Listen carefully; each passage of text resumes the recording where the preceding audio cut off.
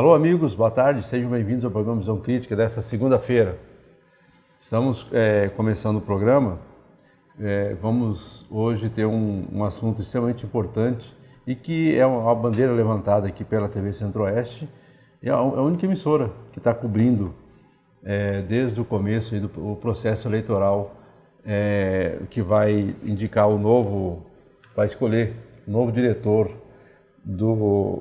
da fundação que administra a Santa Casa, o Hospital Santa Casa, aqui de Pontes de Lacerda. E para isso nós estamos aqui com o nosso amigo, nosso irmão Ideraldo Pires da Costa. Ele é secretário do Conselho Curador da Santa Casa, entende o processo como ninguém, tem o estatuto na mão e na cabeça, né? E foi escolhido pela presidência do Conselho para a gente poder conversar aqui. Foi determinado para que ele comparecesse, já que ele conhece a fundo realmente todo esse processo. Boa tarde, Ideraldo, um prazer tê-lo conosco, obrigado por ter aceitado o nosso convite. Vamos falar sobre Santa Casa. Boa tarde, Vieira, boa tarde, telespectadores. Mais uma vez, ficamos gratos por nos ter aberto o espaço aqui nessa bancada. Vamos tratar do assunto das eleições, que agora vai ocorrer dentro dessa semana, de acordo com o que está estabelecido nos estatutos da Fundação. Bom, é importante, Ideraldo, a gente começar a partir desse processo eleitoral. Como é que ele se dá, em que momento que ele é detonado, né, e quais são os passos até o dia das eleições? Ocorre da seguinte maneira: o Conselho Curador da Fundação tem a obrigatoriedade de fazer uma reunião ordinária por ano, que é quando é feita até o mês de maio, quando é feita a apreciação das contas do exercício anterior, colocadas em apreciação e votação com aprovação ou rejeição das contas do exercício anterior. E extraordinariamente, o Conselho Curador deve se reunir-se, né, quando achar por seu presidente que deve ser feita alguma reunião para poder avaliar algum fato inerente à administração do hospital, ou até mesmo para poder auxiliar o conselho diretor do hospital, que é a parte executiva, para poder trabalhar. O Estatuto Social determina que os cargos eletivos são de um mandato de 2 anos. Então é feita a eleição agora, com início do mandato a partir do dia 1º de janeiro de 2016 e finda-se em 31 de dezembro de 2017. Neste caso, está encerrando agora, no dia 31 de dezembro, o mandato da atual diretoria e do presidente do Conselho Curador.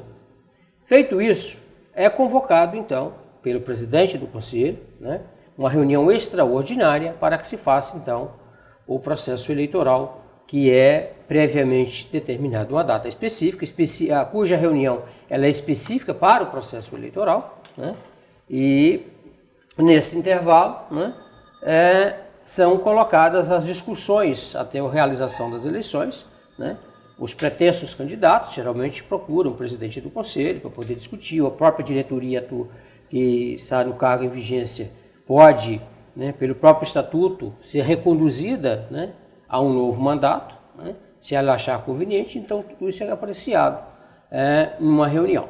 Depois, então, é feita uma nova convocação para poder fazer, então, todo o processo eleitoral.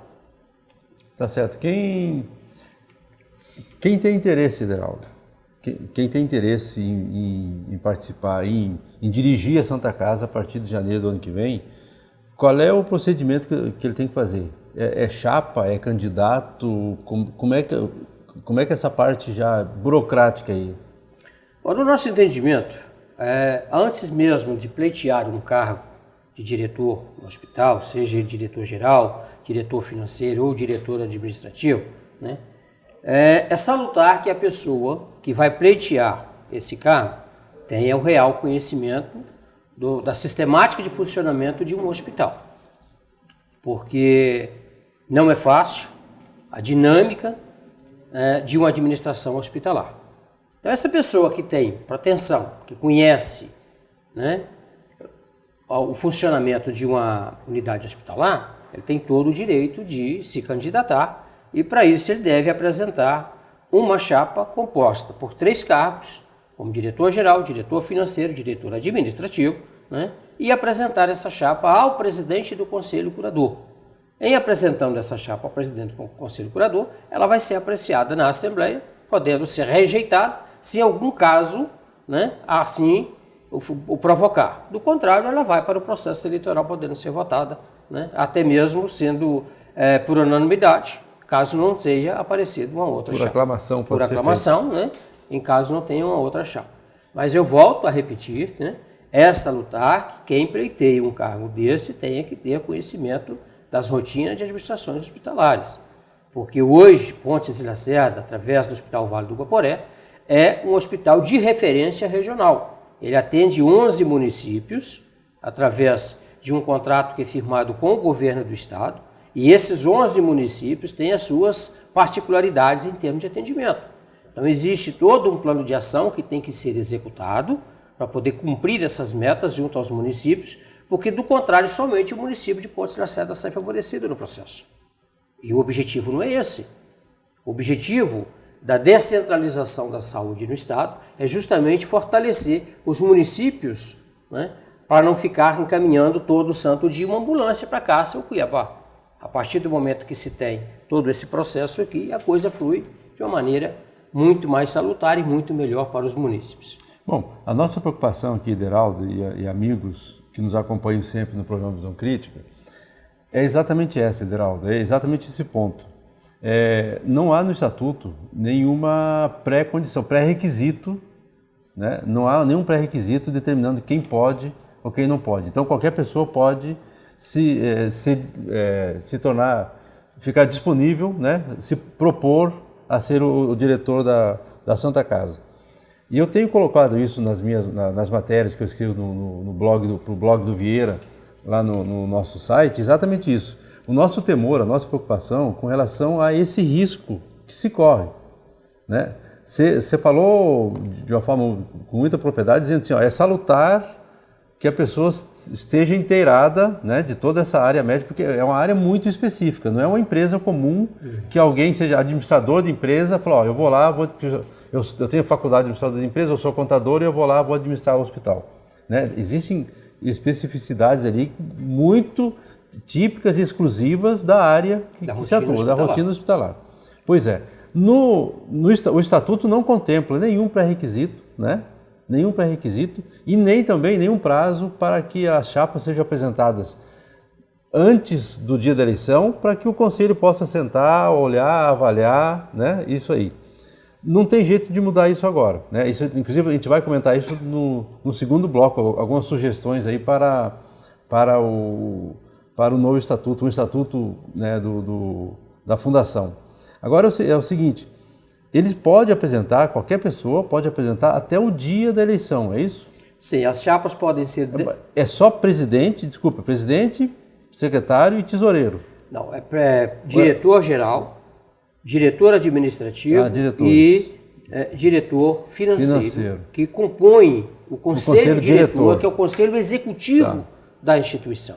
Eles é que vão administrar o hospital de uma forma geral. Tá. A chapa, então, assim, ó, quem vai apresentar faz um documento dizendo, ó, eu estou propondo, queremos colocar o nosso nome à disposição para concorrer ao conselho diretor da Santa Casa, que é composto pelo presidente, diretor financeiro e diretor administrativo. O conselho fiscal é outra história, né? O conselho fiscal é outra história.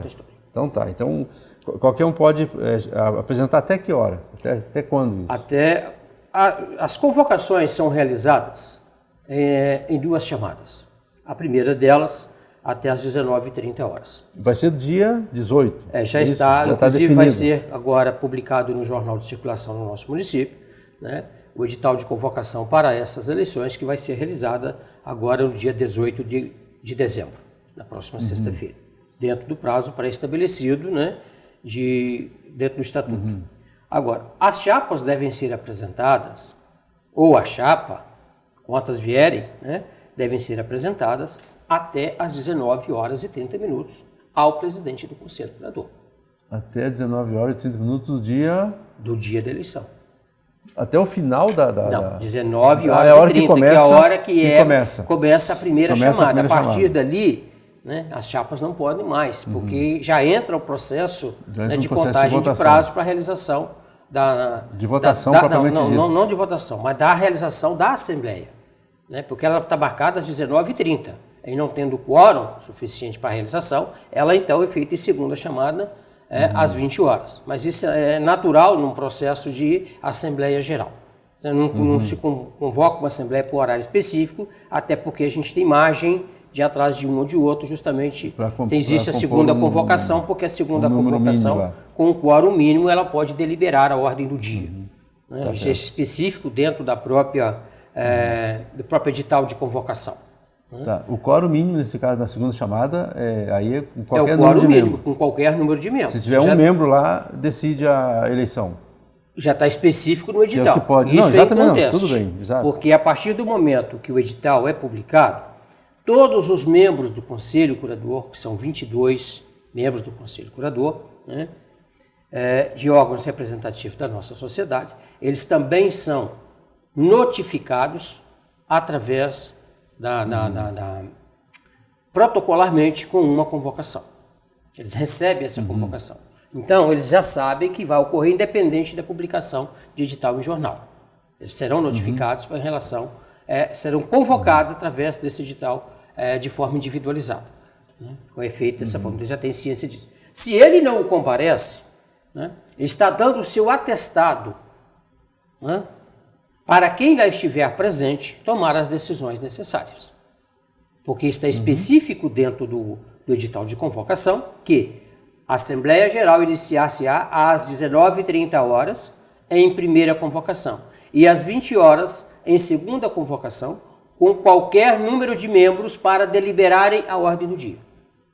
Então, a partir do momento que ele é cientificado, ele sabe que se ele não estiver presente, quem assim estiver presente na reunião está apto, então, a tomar as decisões que sejam necessárias. Então, Ideraldo, nós colocamos aqui, informamos, inclusive, de que tem um prazo no próprio Estatuto da Fundação, tem um prazo lá para que as entidades, para que as categorias, né, as categorias que representam as profissões aqui em Poços de Lacerda, não as entidades representativas, né, elas têm elas teriam um prazo de 15 de novembro a 30 de novembro para indicar os nomes dos seus representantes, né, para que pudessem ter direito a voto, compondo esse colégio eleitoral de 22 membros do Conselho Curador.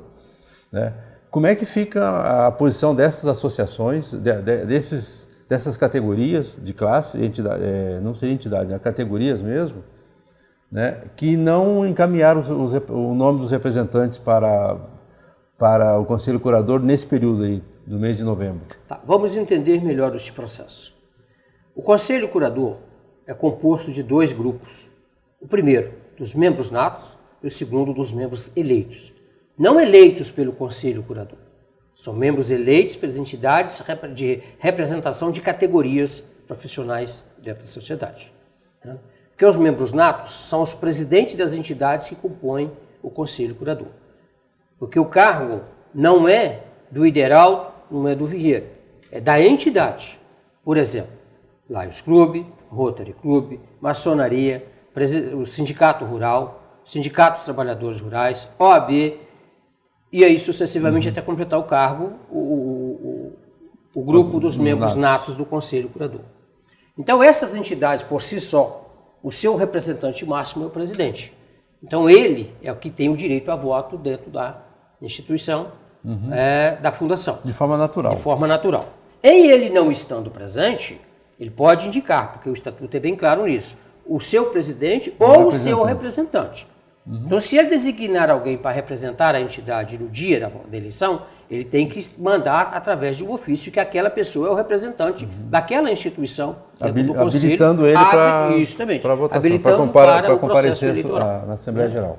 Os membros eleitos, que fazem parte do Conselho Curador, são os membros representativos de entidades associativas de classe. Né? Como representante dos odontólogos, representante de dentista, de farmacêutico, de bioquímico, de imprensa, representante de veterinários, etc. Entendeu? Então, essas categorias, elas têm por obrigação, entre o prazo de 15 e 30 de novembro, fornecer ao Conselho Curador o seu representante.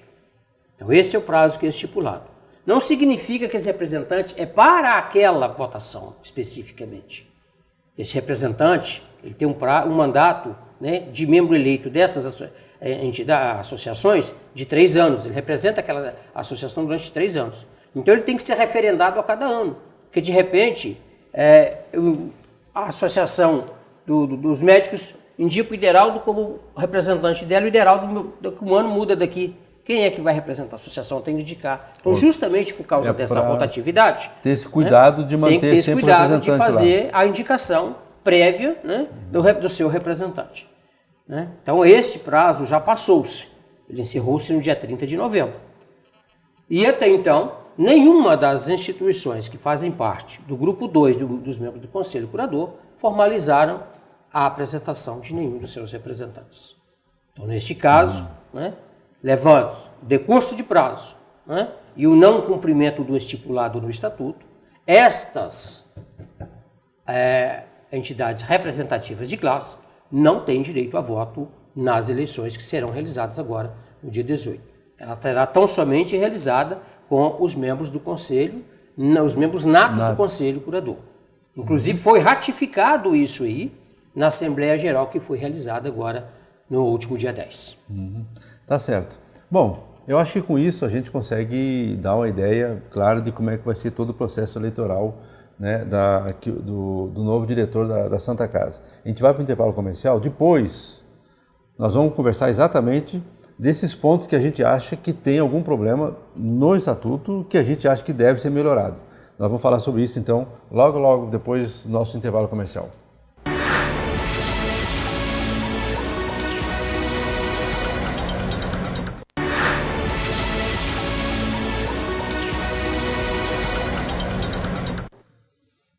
Nós estamos conversando aqui com o Ideraldo Pires da Costa, ele é o secretário do Conselho Curador da fundação que administra a Santa Casa, falando sobre a questão eleitoral. Bom, no primeiro bloco nós comentamos aqui e ele informou como será esse processo todo, que a eleição será no próximo dia 18, às 19h30, no prédio da Associação Comercial, na CEPEL, aqui em Pontes Lacerda.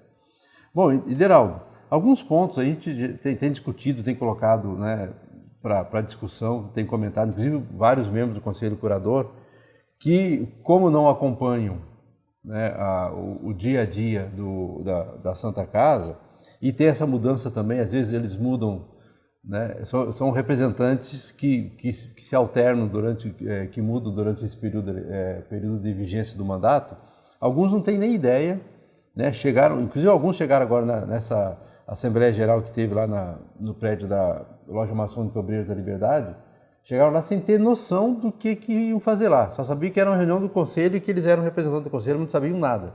Né? É o problema de falta de se inteirar, mas também pela dificuldade, né, pela falta de sistematicamente serem convocados ou terem reuniões sistemáticas para isso. Até porque muitas são desnecessárias mesmo do Conselho Curador. Né?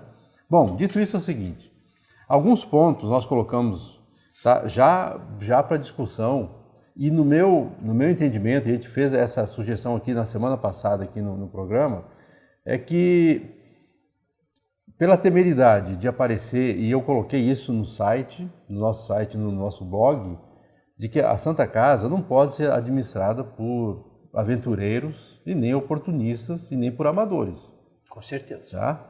E da forma como está colocado o Estatuto, é bem possível, não é provável não, mas existe a possibilidade de que chegue em determinado momento lá, tenha 1 ou 2 chapas, aí os membros do conselho têm que escolher uma das duas. Se os 2 forem ruins, imagina o que o conselho pode ter que fazer. Se tem 2 chapas lá, ele vai ter que eleger uma, mesmo sabendo que são ruins. Né? O conselho hoje não tem tempo hábil nesse processo eleitoral para analisar previamente as chapas. Né? Os candidatos não precisam apresentar currículo, não precisam apresentar certidão nenhuma, ele pode estar com o nome sujo, né, de qualquer jeito. pode apresentar, como você falou no bloco anterior, pode apresentar até na hora do início da Assembleia Geral. Quer dizer, como é que os membros do Conselho Curador vão analisar as chapas, como é que eles vão pensar, como é que eles vão sentar e vão discutir qual a melhor chapa. O que você acha disso, dessas ideias e desses problemas que a gente acha que existe hoje no Estatuto? Ok, são questões pontuais que a gente vai ter que frisar uma a uma aqui no decorrer do bloco. Em primeiro lugar, eu quero ressaltar aqui o seguinte. Nós estamos aqui representando o Conselho Curador da Fundação em função de determinação pela ausência do seu presidente, né, que é o pastor Emerson, e com autorização e indicação do seu vice-presidente, que é o José Valton da Costa. Tá? Nós não tomamos iniciativa para poder vir aqui, né, até porque seria antiético de nossa parte se assim o fizéssemos, se não tivéssemos autorização de nossos superiores, até porque quem dirige um conselho é seu presidente. Perfeito. Né? Então, e atendendo ao pedido, né, do vice-presidente, nós viemos aqui para poder fazer os melhores esclarecimentos em relação a esse assunto.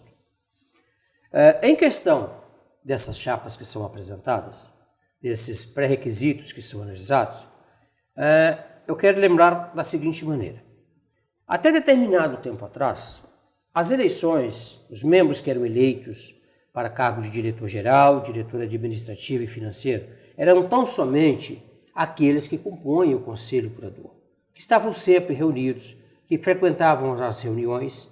Então, na época, não se ateve, né, a essa brecha, que a gente pode chamar, né, que pode causar problemas no futuro, de apresentação de chapa, essas coisas e tudo mais. Até porque o processo punha correndo de natureza tão normal, sem nenhuma adversidade, e além do mais, ninguém queria assumir nada, nenhum cargo ali dentro.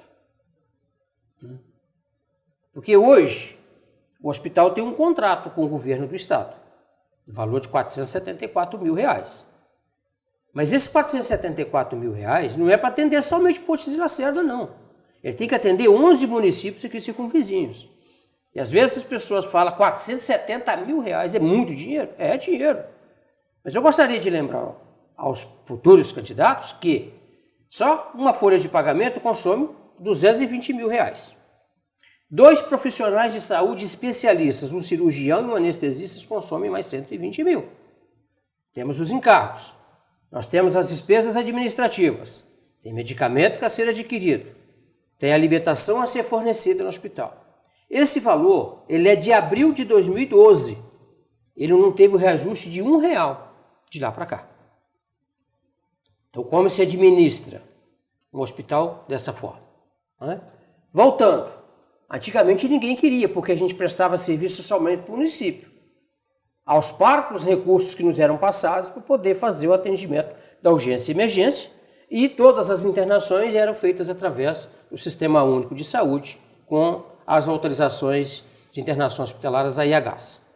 Passado isso, né, a gente vinha encontrando, inclusive, até dificuldade para poder encontrar um dirigente para o hospital. Então ficou-se ali resumido dentro do próprio conselho. Né? E nós não atentamos, nenhuma outra pessoa atentou para essa brecha que pode ser aberta. Um aventureiro. E hoje ele não pode, ali não é questão de aventura mais, ali é questão de profissionalismo. Né? Aquilo tem que ser administrado por profissionais que conhecem a área de saúde, do contrário não se toca. Existem programas específicos que devem ser seguidos, até mesmo para poder atender as metas desses contratos que são firmados. Né?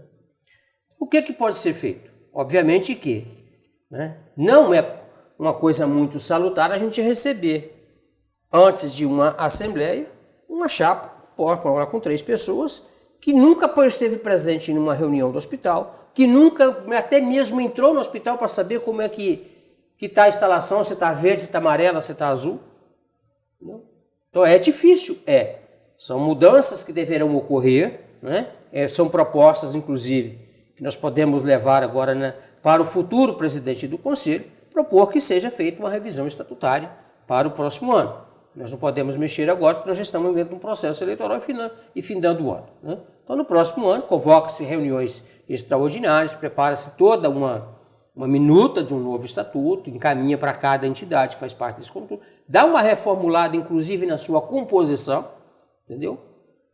Eu acredito que nós temos outras entidades aqui no município, na nossa cidade, que podem fazer parte como membros natos deste conselho, né? Deixa-se uma categoria única de composição, né?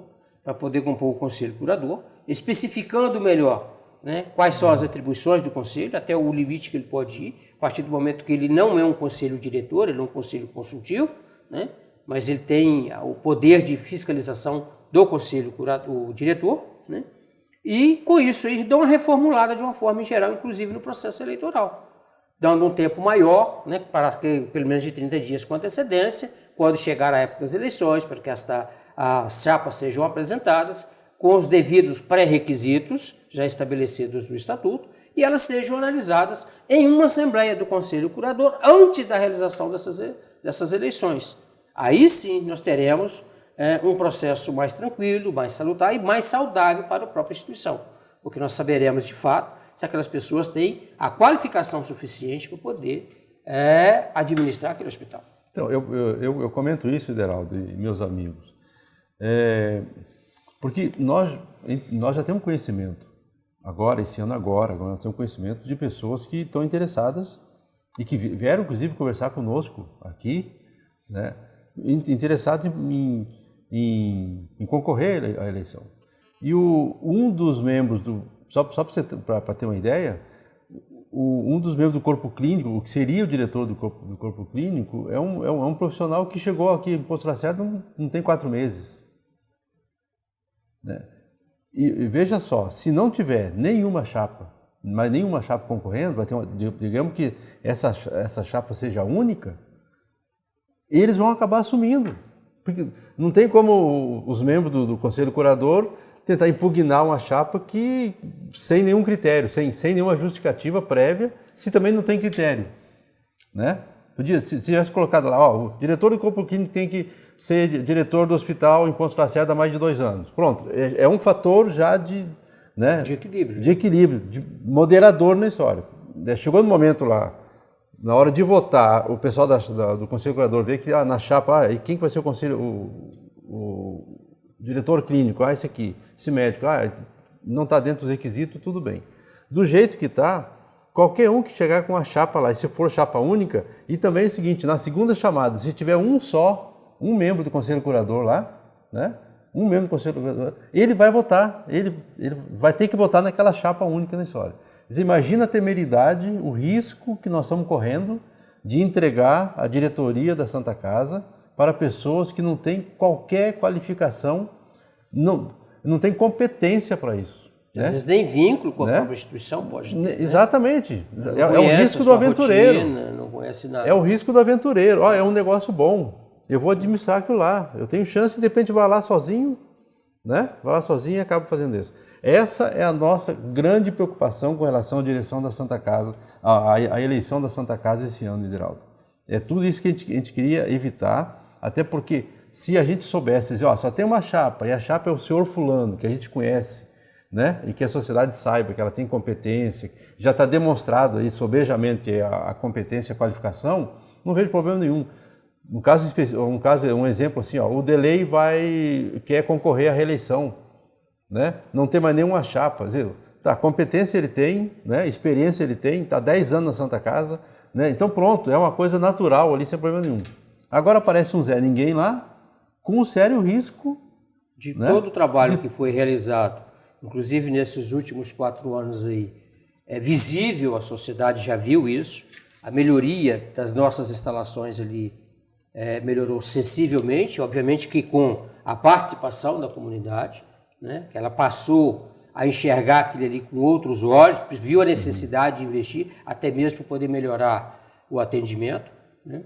O processo de humanização que está sendo implantado ali já há quase 2 anos, não é um processo que a gente consegue quebrar paradigmas de atendimento da noite para o dia, entendeu? É uma coisa lenta, gradual, que vai acontecendo, né? Inclusive com o apoio de psicólogo, para poder fazer esse trabalho dentro da instituição, porque o funcionário que já está ali há 10, 12 anos, ele tem aquela cultura de atendimento ao paciente diferente daquilo que a gente pode implementar hoje. Isso. Então a gente tem que ir quebrando essas resistências aos poucos, porque senão a gente acaba fazendo com que a coisa fique pior do que tentar implementar uma solução mais viável, mais humana para poder fazer o atendimento, né? E isso são programas específicos estabelecidos pelo Ministério da Saúde. Se eu não fizer isso, nós estamos correndo o risco de não receber os recursos para poder fazer os atendimentos prioritários que a gente tem que fazer ali.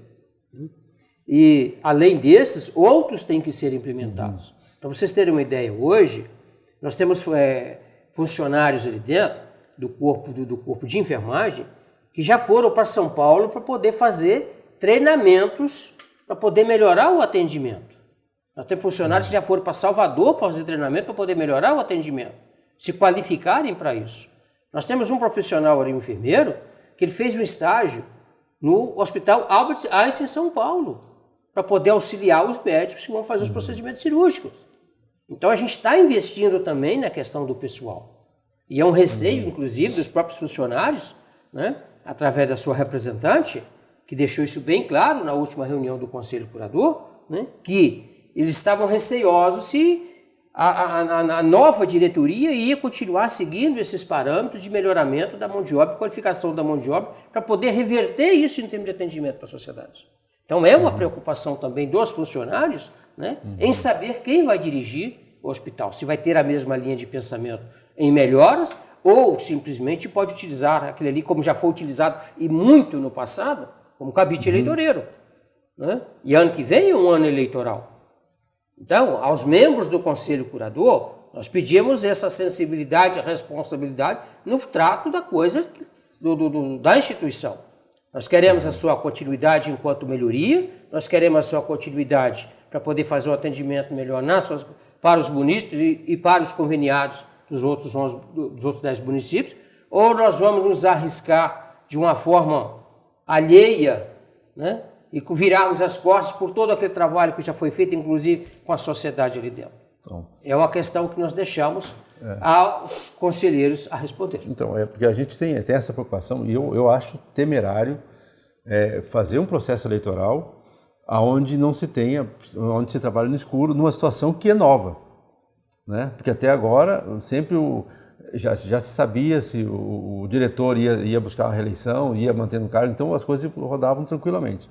Agora, fazer uma eleição nesse período, nessas circunstâncias, sem saber, no escuro, sabendo que já existem pessoas interessadas e que a gente não sabe qual é a qualificação dela, né? Chegar a ter que ser obrigado a colocar, ser obrigado a eleger, né, um conselho diretor que a gente não saiba quem é, eu acho que é muito temerário, né? Talvez, e aí foi a minha sugestão, e aqui eu renovo essa sugestão, que talvez seja o momento, às vezes, de o Conselho Curador dar uma segurada nesse processo eleitoral, rever essa parte, esses detalhes, esse processo todo, e aí então, depois, com calma, nem que se prorrogue o mandato do atual diretor, né, ele querendo ou não querendo, de repente coloca até um interino lá, seja o que for, mas que o processo se dê de forma muito tranquila, porque todos estão preocupados, Geraldo, todos. O prefeito está preocupado, tá, porque não sabe quem vai ser, não tem ideia de quem seja, né? O deputado Vanclay está preocupado com isso também, porque todos eles, assim,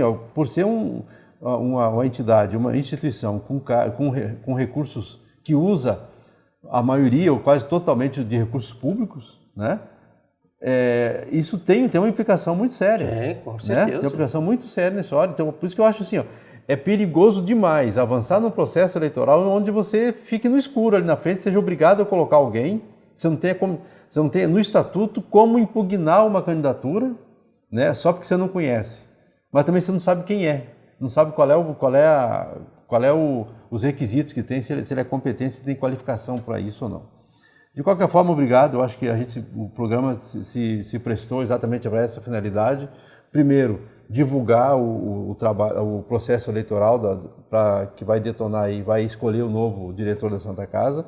E também para a gente colocar isso, né, e gostaria que você passasse também para o Conselho Diretor, já que você aqui está representando, de forma tão digna e tão bem, né, que passasse essa preocupação, né, esses detalhes que de repente pode colocar em risco todo o futuro de uma instituição, né, porque é um mandato, vai ter um mandato nessa hora, mas imagina o trabalho que vai ter, colocar um diretor lá incompetente nessa hora, vai ficar 30, 60, 90 dias, vai fazer um estrago danado e depois vai ter que fazer todo um trabalho para recuperar tudo isso de novo.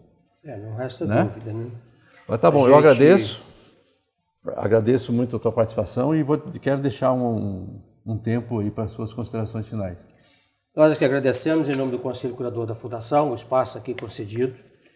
Nós também estamos preocupados com isso, mas eu acredito que o bom senso vai prevalecer dentro dessa reunião do dia 18, que os conselheiros tomarão as decisões mais corretas que devem ser tomadas, não influenciados por A ou por B, mas com o objetivo específico de dar continuidade a todo um processo de renovação que está sendo feito dentro daquela instituição, um processo de qualificação, um processo de melhoramento, que ele tem que ser contínuo, para que nós possamos, num futuro próximo, tornar esse hospital aqui uma referência em todos os seus sentidos. Que até então a gente faz hoje a baixa complexidade e média a mais ou menos. Mas nós podemos chegar ao patamar de, num futuro próximo, a gente chegar aqui a ter uns procedimentos de alta complexidade, a partir do momento que o hospital implante alguns projetos na área de diagnóstico de imagem, melhorando ainda mais seu corpo clínico, para a gente poder alcançar essas metas no futuro próximo. É salutar, mais uma vez eu digo, que os conselheiros analisem com cuidado, prestem bastante atenção no quadro que vai ser colocado a partir do dia 1º de janeiro de 2016 para os membros do conselho diretor daquela instituição. Tá certo, até porque tudo que se quer na Santa Casa é um bom atendimento, tudo que se busca na Santa Casa é um bom atendimento na área da saúde. E o povo que procura a Santa Casa, ele vai num momento muito sensível, muito nevrálgico, né? E as reclamações são, às vezes, até mesmo improcedentes, mas a forma como se chega ali, a forma como o paciente chega lá, né? Isso pode causar algum desgaste na imagem da Santa Casa, que é tudo aquilo que ninguém quer. Até porque já tem um grupo de pessoas aí se preparando para fazer um leilão para a Santa Casa, parece que em maio do ano que vem, né? E se a imagem da Santa Casa for arranhada, se tiver algum problema tal, com certeza vai se ter dificuldades de arrumar recursos para continuar ajudando a Santa Casa. A sociedade está esperando de que a Santa Casa melhore a cada dia, porque com certeza vai continuar também contribuindo com investimentos, com recursos, né, para aquele hospital que é de fundamental importância para nós. Nós conversamos aqui com o Ideraldo Pires da Costa, ele é o representante do Conselho Curador da fundação que administra o Hospital da Santa Casa, o Hospital Vale do Iguaporé, que na realidade não tem nada de Santa Casa, não, né? Ele não tem nada de Santa Casa. Só chama Santa Casa porque o apelido que foi dado ali, né? Mas na verdade é o Hospital Vale do Iguaporé. Obrigado pela participação e a gente agradece a você também que ficou conosco até esse momento. A gente volta na semana que vem. A todos vocês e a todos nós, uma bela semana.